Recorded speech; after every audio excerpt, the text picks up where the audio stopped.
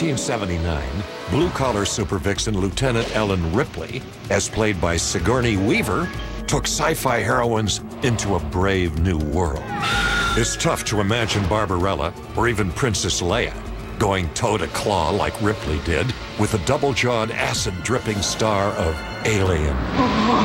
The tricky thing about writing a character like Ripley is that I think that one of the first instincts is to write her like some kind of butch gym instructor, you know. All right, people, let's get out of here. And she's really a lot cooler than that. Mind if I give it a shot? For the first time, you got to see a really strong female hero who was very take charge, who wasn't going to be the damsel in distress who gets tied down or captured by the alien. What kind of thing? I need a clear definition. I always had this fantasy that there was an erotic relationship between the alien and Ripley. The character was written for a man initially in the original script, and then over the course of the movies, you have a more symbolically feminine character. She's one of my favorite female characters. 5, 4, 3, 2, 1. She was strong and sexy and didn't take lip off anybody. And I think a heroine for the ages, certainly. This is Ripley, last survivor of the Nostromo. Signing off. I'm not going into any village with any army unless I'm sure I'm doing the right thing. Introduced on a 1995 episode of TV's Hercules, Xena the Warrior Princess started as a guest star. But like the Bionic Woman, her spin-off series overshadowed the original and made Xena a cult icon of the 1990s. I think as a teenager, you had the fantasy of a woman that knew what she was doing, would take charge, and Xena definitely filled that bill. Had her little Amazon woman scream, whatever that was. Kind of scary. As conceived by producer Sam Raimi, Xena was hard but vulnerable, a Greek warrior with a dark past of violence. They loved that Xena out there with wielding the sword, and it's Conan the Barbarian in skirts. Well, Conan was in skirts. I'm heading out before dawn. You stay with Najara. The character's friendship with sidekick Gabrielle was exploited to great effect. The relationship blossomed from one of a reluctant teacher-student to best friends. Xena, we should get out of here. And some fans hoped much more. Yowza. I mean, come on, she's a lesbian icon. The lesbian community really embraced Xena. I think someone said, you know, if she's bisexual, everybody stands a chance. Xena! She's a tough chick. She's built. I don't know many men that would be willing to go up against her. Ooh, that's gotta hurt.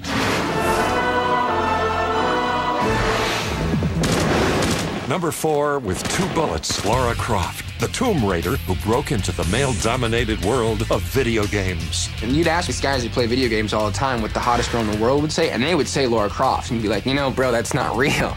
That's a video game. Like, I don't care, she's the hottest girl ever. In 1994, video game creator Toby Gard toyed with the idea of an Indiana Jones-type adventurer, but decided instead to go with a female hero. Enter Lara Croft, an English aristocrat who survives a helicopter crash and sets out to live a more exciting and useful life. Crawled out from under your rock, I see. Naturally, that leads to grabbing priceless artifacts guarded by monsters while running, jumping, and firing some serious weapons. Lara Croft and her breasts are really good at going down and finding like artifacts that the whole fate of the world and her breasts hinge on. You can always count on Lara Croft and her breasts to save us. It's like a great team. But even Lara never racked up a bigger score than the 25 million units of Tomb Raider games sold since 1996. Careful, Vixen. I'm sick of your Parisian lowlife ways. I need results. Various models had played Lara Croft for promotional stunts, but it took Oscar winner Angelina Jolie to put flesh on Lara's pixels in 2 big-screen adventures. She is a bit Indiana Jones. She's a bit James Bond. She's nuts and extreme, and I love that about her. And she's up for it all the time, anything that's going on. Angelina Jolie was born to play Lara Croft, you know, cans and all. Easy come, easy go.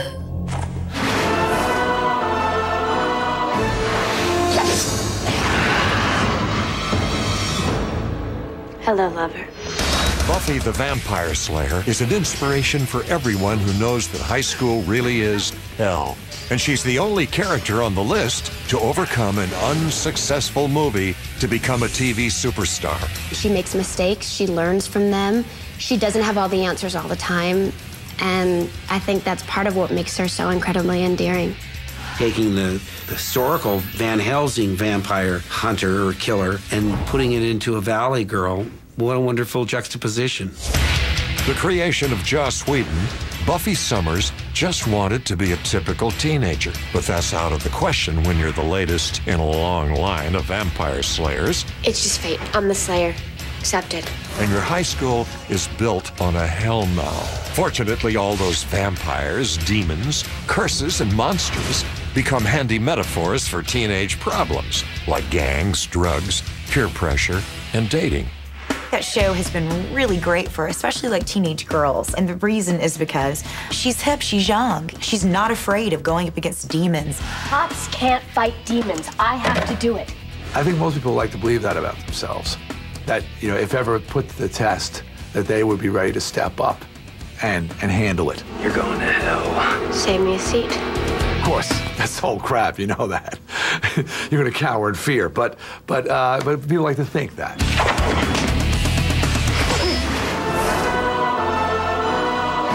I'm beginning to like you, Mr. Bond. No, call me James. They're outrageous. I've got you now. Well, enjoy yourself. They're dangerous. I have to leave immediately. Just as things were getting interesting. They're 007's only true weakness. The James Bond women. And after 4 decades as pop culture icons, these curvaceous, cunning super vixens deserve a list all their own. It's true! Ever since 1962, Bond women have been luring Ian Fleming's super spy to a fate better than death, leaving him both shaken and stirred. I approve. I don't dress for the hired help. You knew you were going to see a Bond girl. You were going to see more cleavage and more gams, more legs than you would see in any other movie released that year. For many 007 fans, no one made a more indelible impression than Ursula Andress as Honey Rider in 1962's Dr. No. Ursula Andress defined the James Bond girls from that moment on. I've never seen any normal woman wearing scuba gear like that. She just looked too damn good. Honey, from our very first meeting, was everything her name implied. 1964's Goldfinger minted 2 classic Bond girls, Jill Masterson, the quick-to-die Golden Girl, played by Shirley Eaton, and the super vixen whose very name pushed the limits of movie censorship. Pussy galore. Pussy galore. My name is Pussy Galore.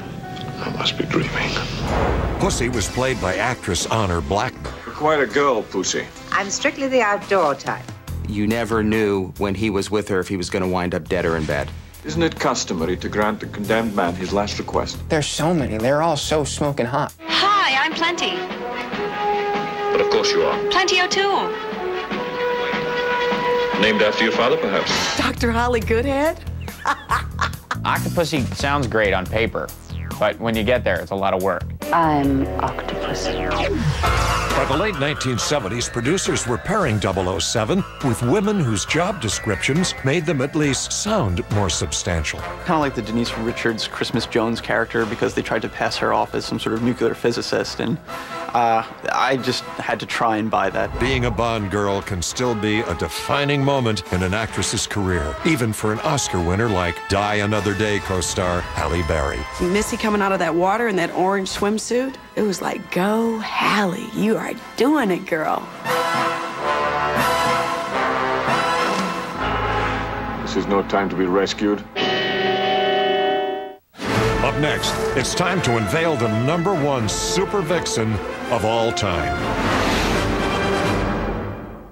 TV Guide says Sports Kids Moms and Dads is a hit. It's so outrageous, you'll wonder if it's real. Sarah is not reaching her potential. She's really been exhausted. No, you totally screwed up. Wednesday, Karen's divorce threatens daughter Carly's horse. I just kind of got this bomb dropped on me. The thrill of victory. He's the best horse. The agony of Paris. It's a very hard decision. We can't afford Disco anymore, so we have to sell him. Sports Kids Moms and Dads, Wednesday at 10/9 Central, only on Bravo. Watch what happens. Rise. Critics everywhere are raving about Revenge of the Sith. Ebert and Roper give it 2 thumbs up. And the New York Times exclaims, it's better than the original Star Wars. Star Wars Episode 3, Revenge of the Sith, rated PG-13, now playing. Is this the help desk? Yes, sir. I need help with this. What is it? It's my invention. What's wrong with it? Nothing. So what's the problem? Everyone's going to want one.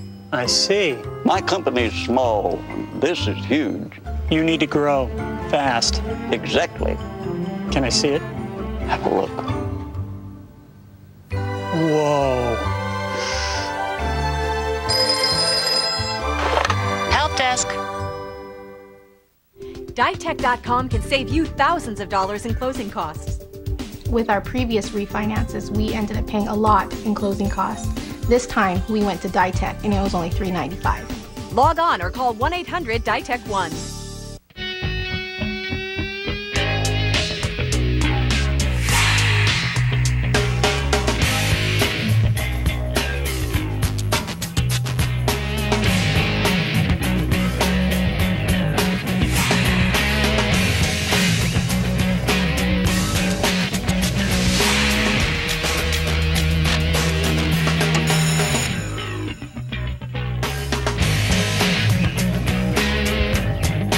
My name is Tiffany, and I was asked to do the Dove 7-day test. Shaving is a necessary evil. I do it every day. You know, I'm skeptical, but maybe something's actually gonna work. Day 3, I'm wearing it, and it's feeling pretty good this morning. I noticed it's a little bit smoother when I shave, which is always a good thing. Dove deodorant with 1/4 moisturizer puts back what shaving takes away. I didn't realize underarms could actually be feminine and smooth. They belong to the rest of my body now. Dove deodorant, armpits to underarms in 7 days. Visit Dove.com for your free sample. Attention. A series of events has led to the disappearance of a red 2006 Audi A3. If you have any information regarding its location, please contact Audi of America immediately at AudiUSA.com/A3 or call 1-866-OK-RECOVER. This car is equipped with dual clutch DSG, open sky system, Audi Nav Plus, and 2 SD card slots. Thank you.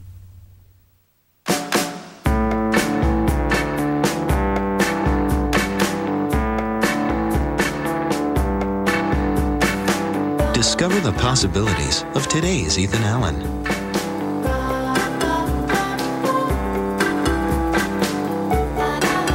Introducing the new casuals.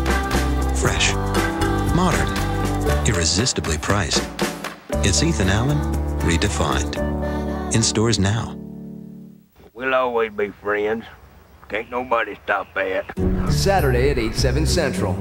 The Oscar-winning movie that made Billy Bob Thornton a star, with Dwight Yoakam and John Ritter. The Bravo premiere of Sling Blade on Bravo's Big Picture. Saturday at 8/7 Central on Bravo. Watch what happens. I am what I do. I'm hair, man.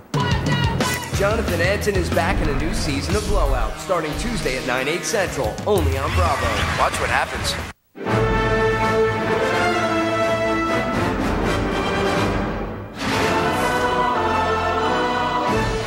Tisk and another tisk, Batman.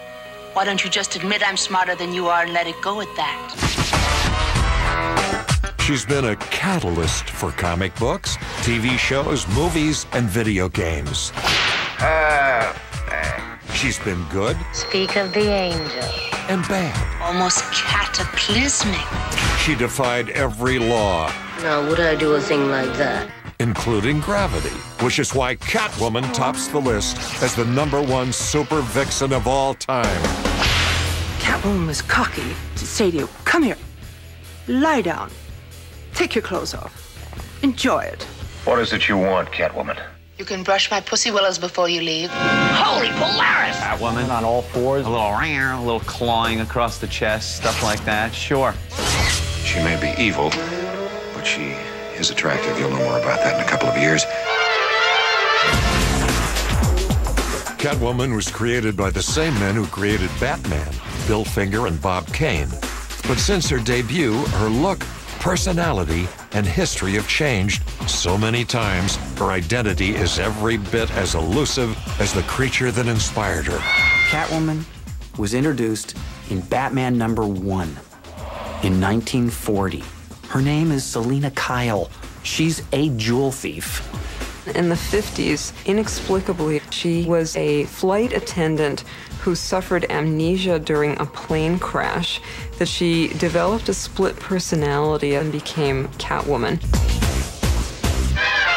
In the 1960s, no fewer than 3 different actresses played the Princess of Plunder, starting with Julie Newmar in the hit TV series Batman. You feline devil!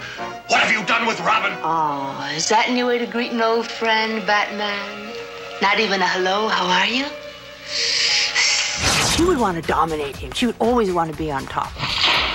The Catwoman is not like the others. I'll show you how to clip Batman and Robin's wings. I will prevail. And she'd want to cheat him. She wouldn't want to let him have her. I wouldn't want to miss this opportunity.